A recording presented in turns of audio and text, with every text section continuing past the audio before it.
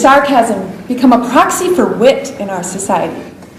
In people's attempts to be smart or funny, we're inundated with testy tweets, message board barbs, and caustic coworkers. Whereas wit is quick, inventive, and honest humor that can lift us up and be instructive, sarcasm is intentional, reactive, and untrue criticism that cuts us down and breeds disconnection. Consider people who pepper conversations with sarcasm, thinking they're being witty. Perhaps you share with a coworker after you've returned from a great business trip that you're feeling exhausted. Your coworker says, "Yeah, life's rough." Or you share an accomplishment with a friend who says, "Aren't you special?"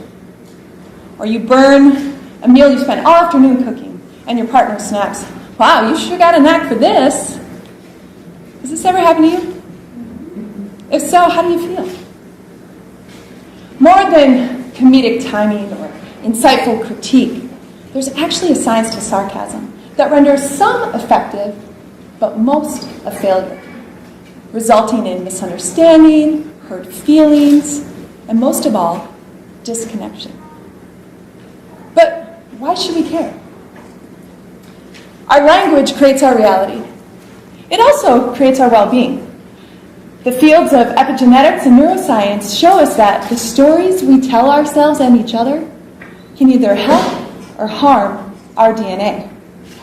More than predetermined and fixed genetic codes, our DNA are partially controlled by our perceptions of our life experiences. For example, research shows that people who have rich social lives and warm, open relationships are healthier and live longer. This is no surprise. We're social creatures.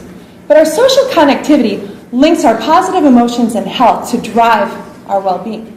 And while any digital or in-person social network can be beneficial, we need intimate human connections to engage the biological systems that preserve our well-being. What we think, say, and act has direct implications for our social relationships and, in turn, our well-being.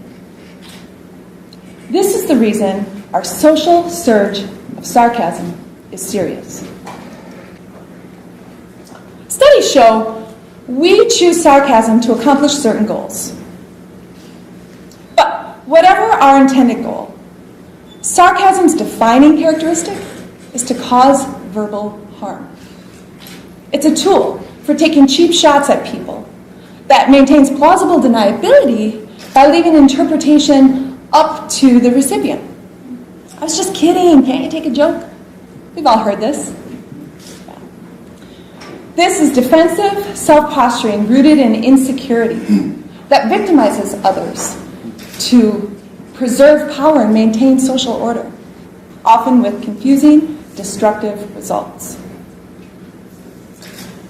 The sheer number of factors that we need to account for to interpret sarcasm are astounding. It takes more complex thinking, more cognitive effort, and more creative problem solving to comprehend sarcasm than direct anger. More variables means more opportunity for disconnection. We need a few guidelines for using sarcasm. First, we're not nearly as funny as we think we are. Studies show that people are seldom amused by sarcasm, and only sarcastic remarks about trivial content are considered funny. Second, sarcasm is worse than a direct insult.